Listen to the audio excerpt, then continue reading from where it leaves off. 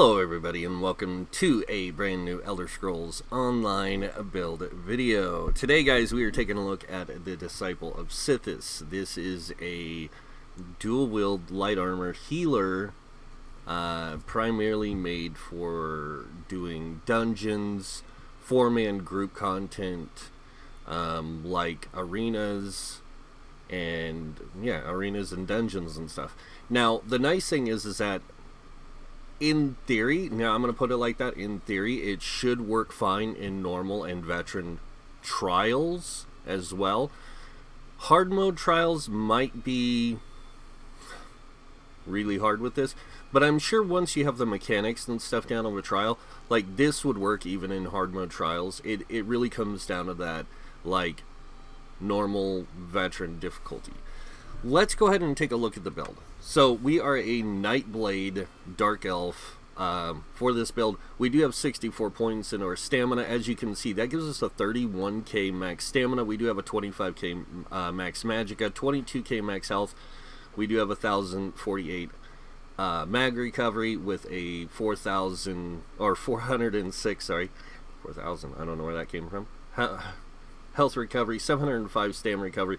We have a 2,682 weapon damage with an 1,864 spell damage, 33% spell crit, 49% weapon crit.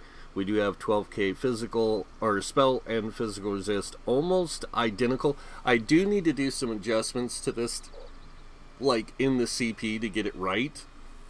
Probably should have went 20 points in the spell resist, or a little bit higher. Just put a little bit more points in the spell resist and physical resist in the champion point system. You do want your spell resist to be higher. So, do have the Thief Mundus Zone for the higher crit chances on both spell and on weapon. We do have Major Savagery at all times, giving us increased weapon damage. You can change that out if you wanted to, but it's not really necessary. And then we have the Tri-Stat Food. Moving on now to our equipment. With this build, tripods are going to be the better option here. I'm not going to say they're the best option, but they are going to be the better option because they are going to give you that higher spell or return of resources when it comes to recoveries. So that's really nice. Tri-Stat Food, again, because it is kind of a hybrid build, you want that mix.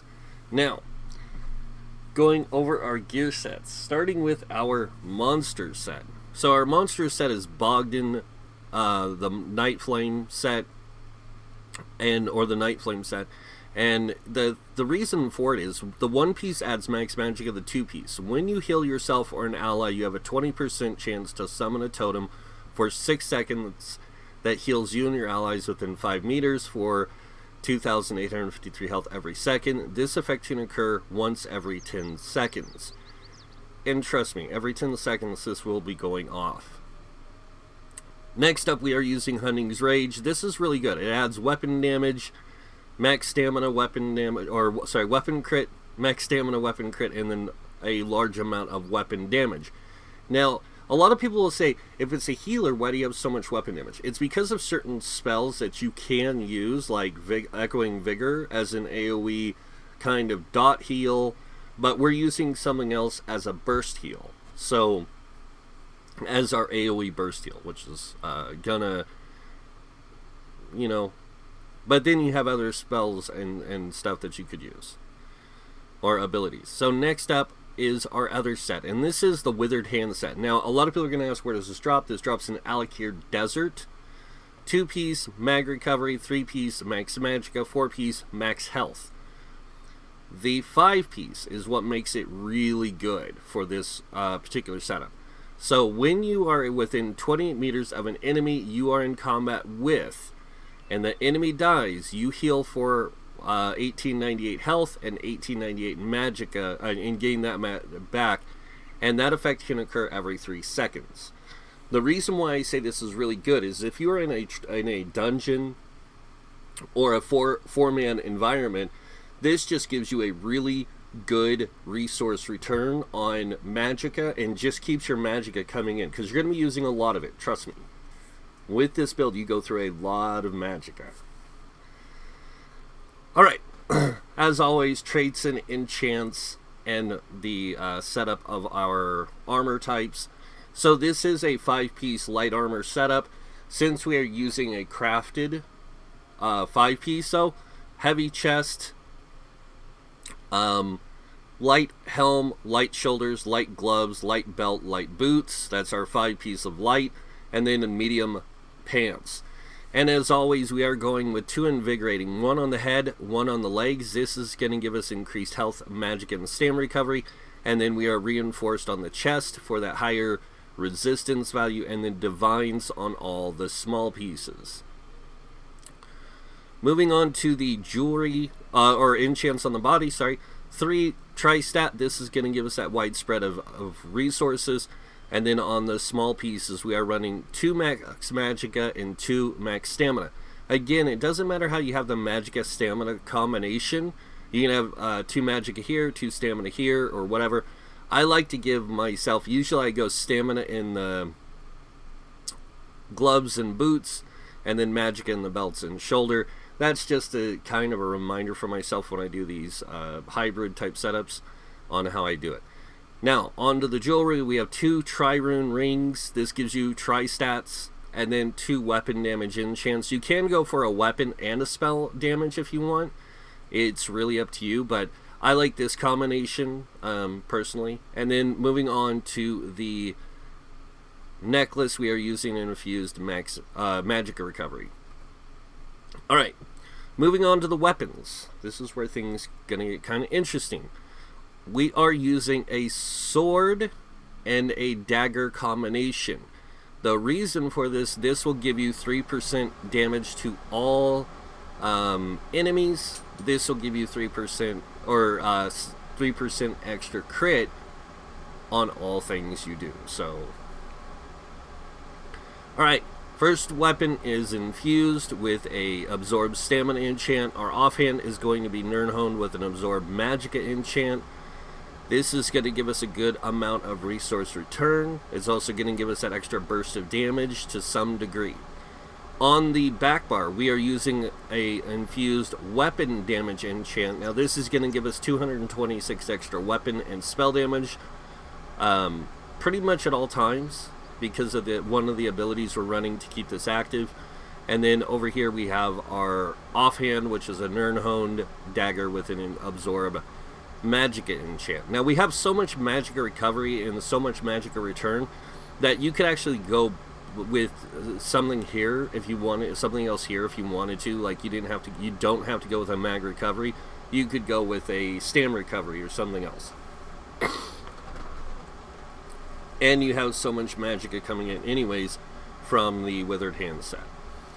Alright, now that I've shown you guys the sets, let's move on to skills. Now, skills can be set up in a multitude of different ways based on your own playstyle. But what I really like about this setup is it adds a new element to how you would play. So, the first ability we have on our bar is Reaper's Mark. Now, what this does is it allows you to put Major Breach on an enemy. This will put spell and physical resist reduction for 20 seconds. It also has a, when a target is marked, you heal for X amount of health and gain major berserk, increasing your damage done by 10% for 5 seconds. And this portion of the ability is based off your max health. You can only have 1 Reaper's Mark active at a time, which kind of sucks, but it's also really nice. So, but while it's active, so when you activate it, you get that major berserk, which is really good. And if the mark target dies, you get that heal and that major berserk, which again is nice. Alright, next ability we have is Funnel Health.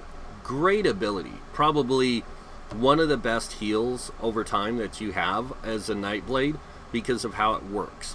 So this one, you steal life force from your enemies for dealing X amount of magic damage and healing you and 2 other nearby allies for 58% of the damage inflicted every 2 seconds for 10 seconds.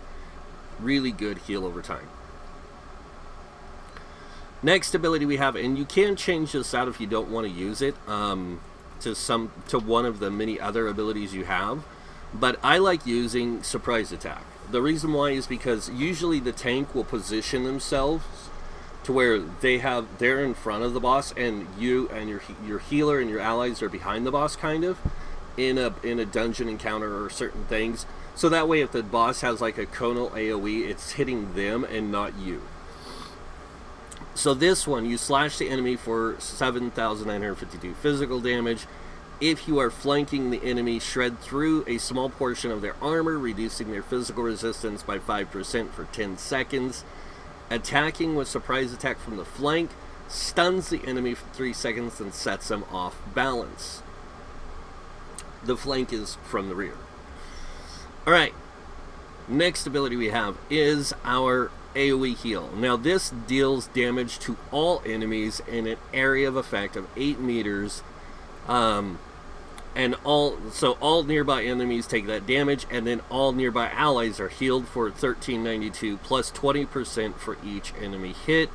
If an enemy is hit, you gain major brutality and sorcery, increasing your weapon and spell damage by 20% for 20 seconds. So this is how you're going to keep your weapon spell damage up all the time, is with that. Next up we have Camouflage Hunter. This gives you a way to see stealth enemies in PvP or in PvE. There are some stealth enemies. They're very few and far between, but they are there. And then while slotted, you gain major savagery, increasing your weapon critical rating by 29, which is 10 or 12%. I believe it's 10%. And then you also gain minor berserk for 5 seconds after you deal critical damage to an enemy's flank, increasing your damage done by 5%. So you get 5% increase in critical damage, and with the surprise attack you apply that 5% damage reduction on the physical resistance, which is nice. And then of course, with all these different abilities, comes in handy. The next ability we have is called Vela Blades. Now this is an amazing ability. One, you put this down on the ground. It does cost 200 ultimate, but you put it on the ground. Anything that walks into this will start taking magic damage every 1 second, and granting you and your allies major protection, reducing your damage taken by 10%. Allies in the area can activate the hidden refresh synergy, granting them invisibility, increasing their movement speed by 70%, and healing them for 28,017 health over 4 seconds.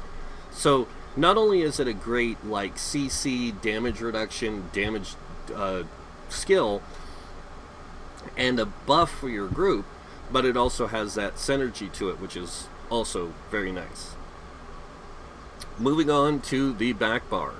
This is where things get really interesting. So our first ability is Quick Cloak. Now Quick Cloak will give you major evasion for 14 seconds. It gives you major evasion for 14 seconds, reducing damage from area effect by 20%. But every 2 seconds, you deal pulsing damage. And then you also gain major expedition for 4 seconds, increasing your movement speed by 30%. This makes you a very agile kind of combatant healer while doing these dungeons and such. Next ability we have is called Refreshing Path. Now this one, you create a corridor of shadows, granting you and your allies in the area major expedition, increasing your movement speed by 30%. The effects persist for 4 seconds after leaving the path. Now it also heals you and your allies who stay in the area of the path for 1,423 health, and that's every second. Now I'm going to show you how this works. So you lay out this path and you can see the area that it covers. So if I put it down here and I'm fighting a boss from behind, it's going to hit the tank on the other side.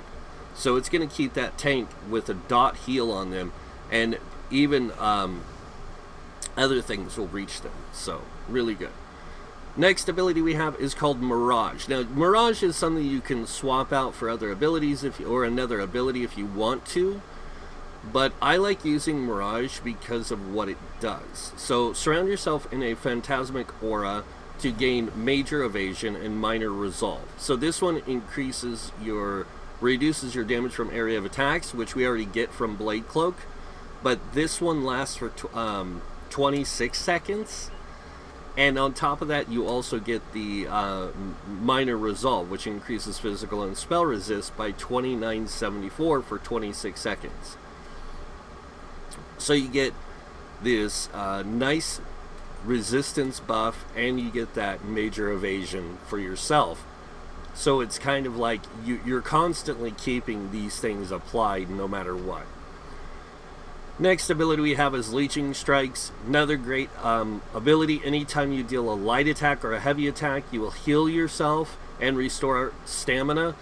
Your heavy attacks restore double the amount of stamina you would get on a light attack. And then you also restore 4,270 additional stamina when the effect ends based on the length of time Leeching Strikes was active. So you can reapply this, just to let you know, you can reapply this every so many seconds. So like if you were to wait until, say, it was down to like 8 seconds or something, and you did it, you'd get a chunk of stamina back. So it's a really nice and at free cost, stamina return ability, or small cost stamina return ability. Sorry. Next up, we have Camouflaged Hunter again. This is to keep our weapon crit up while we're on the back bar and everything. And then last but not least, we have Siphon Soul. So this one is really cool. Sanctify your soul and take souls of nearby allies within a night rune, healing for 11,000 and an additional 28,000 health over 4 seconds. You and your allies will also receive major vitality, increasing your healing received by 16% for 4 seconds. And an ally can target a nearby enemy and activate the Soul Leech synergy, dealing 10,000 magic damage to them and healing for the damage caused. So we have one synergy here and one synergy here. So we do have 2 synergies. Unfortunately, they are both attached to our ultimates, which kind of sucks, but we do have a lot of other abilities that play well into the healer role. Other nice thing is that you're also going to be dealing damage as well while doing this, which is always nice. Alright, now that I've shown you the skills that we have on our bar, I do want to mention a few passives. So one of the things about the Nightblade is I think it's I'm trying to remember. I think it's the hemorrhage. Yes, it is. Dealing critical damage grants you and your group members minor savagery, increasing your weapon critical by 1340 for 20 seconds. So anytime you deal critical damage, you give you and your allies minor savagery. This is really good for that faster clear times and things like that, because you're going to boost everybody's crit by another like 3 to 5%. So. And then on siphoning side, you have Magic of Flood. So increase your max magic by 8% while a siphoning ability is slotted. It's one of the reasons why you want to keep siphoning abilities on both bars and such, is so you can keep that Magic of Flood coming in. The other nice thing is you also get things like Catalyst. After drinking a potion, gain 20 ultimate. And then Soul Siphoner, increase your healing done by 3% for each siphoning ability slotted. That's the other reason why I keep 2 siphon abilities on both bars, is so we get that 6% siphoner healing done there. And then we also have Transfer, where casting a siphoning ability while in combat generates 2 ultimate, and that effect can occur once every 4 seconds. So every time I cast one of those, I get 2 ultimate. On the Shadow side, we also have Shadow Barrier, which casting a Shadow ability grants you major resolve for 6 seconds, increasing your physical and spell resist by 5,000, by the max amount. And the duration is increased by 25% for each piece. So I get 7.5 seconds of that whenever I cast Refreshing Path or I cast my Surprise Attack. So another thing you can do is you could swap out Surprise Attack with something like Dark Shade, which is a nice damage ability. It's based off your highest offensive stat. It does do magic damage, and it applies minor maim to the enemies for 4 seconds, reducing their damage done by 5%. So again, you you can do use a lot of things that more or less disrupt the enemy with like negative effects and everything, and then on top of that you get all these heals and ways to kind of support your group, which makes him a really unique kind of healer. Alright, now before I forget, always make sure you unlock all your passives to your class, to your weapons. We are just using dual wield here, so getting those unlocked and getting the skills unlocked does give you a lot more options in play. When it comes to armor, since we're using light armor, we're going to go with all light armor passives, and we do want to get a active ability here, which is either Dampen Magic or the other one, Harness Magic. Dampen Magic's just going to give you a greater shield, and since you do have a higher health, that shield's going to be a lot larger than it would be for most people in light armor. Medium armor, top 2, bottom 1, and heavy armor, top 3. Those are the passives you're going to want to unlock. Soul Magic, we do have the 2 abilities here, and then those 3 passives. Fighters Guild, again, everything, including passives and active abilities. Take the ones that are going to best suit you, but make sure you get that Camouflage Hunter. It comes in handy. Mages Guild, I do have all the abilities and passives unlocked, and the same for Psijic Order. Also for Undaunted, I have all the active abilities and these unlocked down here. Because you never know, like, if you need something for a group, like Overflowing Altar, it's a great one to swap out for, say, something like, even like Reaper's Mark, if you wanted to have that, a way of applying minor lifesteal to all enemies in the area.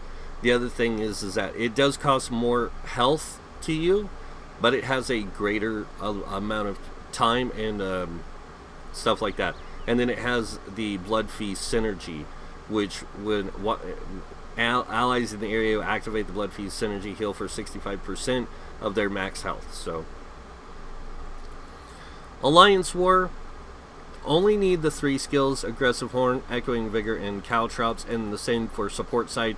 Replenishing Barrier is a great way to generate ultimate, but it's also a great way for you to put a shield on your group to keep damage off of them. Efficient Purge, great way to purge your group, and Mystic Guard is another one that you can apply between you and your ally, like a tether that will bond you and add minor vitality, increasing both your group, you and that person's healing received by 8%. And the bond will remain as long as you both stay within 15 meters of each other. Dark Elf, make sure you get the passives. Crafting, Alchemy, Medicinal Use. See, I didn't even have this unlocked. You guys can yell at me later. And I probably didn't have Provisioning either. So, these are passives I would suggest you unlock, because you might use food or drinks. You definitely are going to be using potions, so getting that higher time frame on them is going to be good. Alright, so I like to show the skills, and now we're going to go over the champion points. Going over the champion points, we are going to be looking at a lot of different stuff. This is set up for my universal hybrid setup, so just remember that. Starting with the first tree here, we have 56 into Ironclad. This is going to reduce your damage taken from direct damage attacks by 20%. We have 8 in the spell shield. Now remember what I was saying, like I might want to fix that, so we're going to go ahead and fix that real quick. We're going to go ahead and take this down to 26, and then we're going to take this up to 12. This will give you 1191 spell resist, and then over here we have 26 and light armor focus. This will increase your physical resist by 2388 while wearing 5 or more pieces of light armor. We do have the 31 of the thick skin, reducing damage from damage over time by 13%, and this also goes with that major evasion, which gives you the extra percentage damage reduction from damage over time. So those two stack together. Hardy, we have 43, which reduces physical, poison, disease damage by 10%. And then we have Elemental Defender, reducing Flame, Frost, Shock, and magic damage by 10%. And these also stack with this for the damage over time and that extra major evasion. So you do get a lot of damage reduction from this stuff.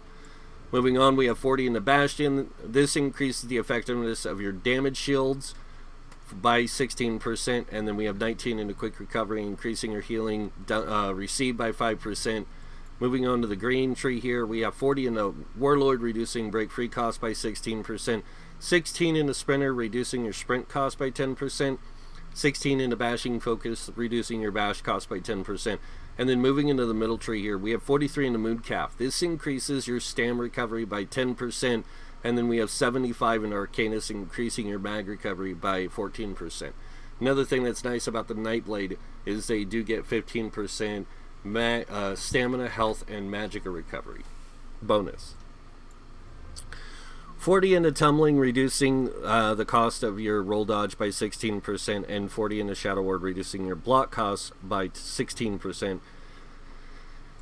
Moving on over here, this is where we get into that hybrid setup that I was talking about. 43 in the Blessed, increasing your healing done by 10%. 23 in the Elfborn, increasing critical damage and critical healing by 10%. Elemental Expert, increasing Flame, Frost, Shock, and magic damage by 10%. And then moving on over here to the middle tree, we have 35 in the Physical Weapon Expert, because we do use physical weapon damage, primarily light, the dual wield.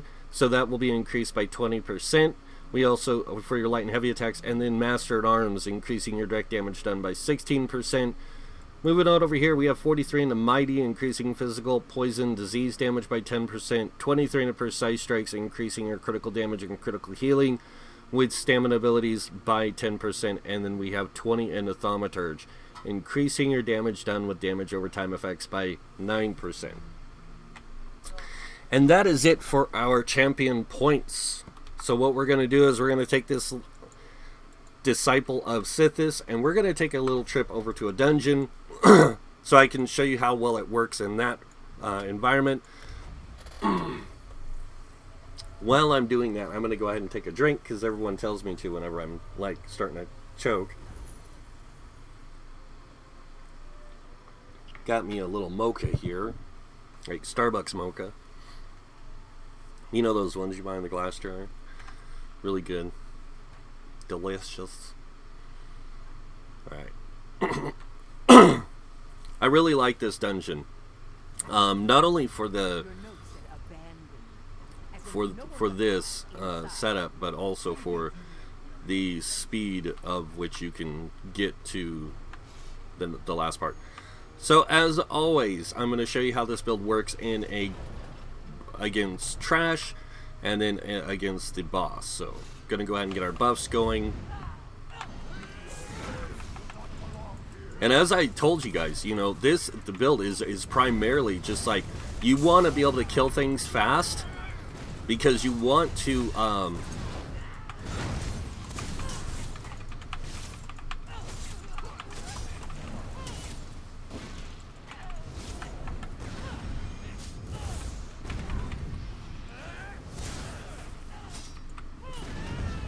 tethered him.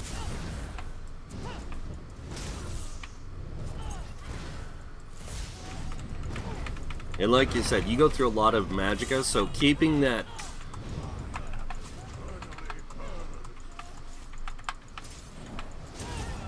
there we go.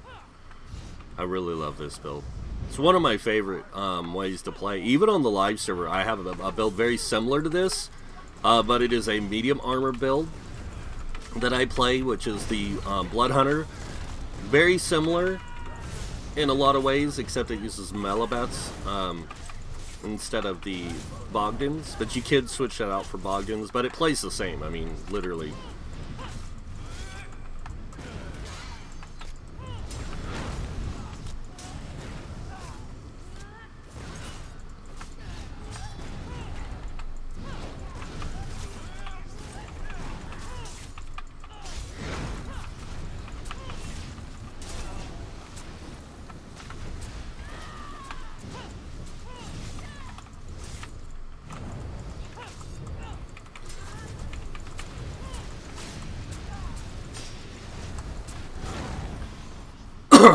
as you can see, you have a lot of AoE healing, a lot of healing over time, which really comes in handy for those, like, more of the dungeon kind of setup, everything. With all the extra damage mitigation that you have, you also have a lot of, like, really good ways. And as you can see, even here, like, I'm going to put down my thing, which gives me and my allies, or anyone standing in it, that increased damage resistance stuff. So as you can see here, I can even almost stand through all of that. It's a good thing I let him go ahead and kill me early, but you don't want to do what I just did, ever. Like, when you see death circles come out, you want to get out of the way. Always stick to the tank where the tank moves the boss, but hopefully your tank is smart and pulls him far enough out of those circles that you guys can still stay behind them. So, but that's pretty much it for the build, you guys. It's a really fun build when you can get in it and learn it. It's probably, I wouldn't say it's one of the best builds, but it's definitely got a lot of uniqueness to it, a lot of fun to it, and it has everything you need to be a healer. Has, you know, several dot heals, and then it has a burst heal. I'll admit that it doesn't work like say a Templar does, but it's not meant to. It's a Nightblade, so it's going to be different. And I really like this setup. I do have another Magicka version of something similar coming out later on called the Blood Mage, so keep your eye out for that. Other than that, you guys know what this means. Oh, and before I forget, I've been asked this several times in private, so I'm going to let you guys know. This is a build. So a build is not a set in stone, you have to play it this way. This is just my suggestion on how the build should play. If there's anything about how the build's set up, it works, or anything like that that you don't like, feel free to change it. That's the idea of a build. So, but you guys know what's coming next. If you like this video, go ahead and hit that like button. If you guys want to see more videos by me, you can subscribe. And also make sure when you do subscribe, you hit that notification bell to be notified when I post new videos. This helps my channel grow. It also helps you to see the videos when I post them. I try to post videos Monday through Friday and kind of take the weekend to myself. But sometimes I do get videos out. Other than that, I want to thank you all for watching. Until next time, have a wonderful day. And this guy might see you in game. Bye.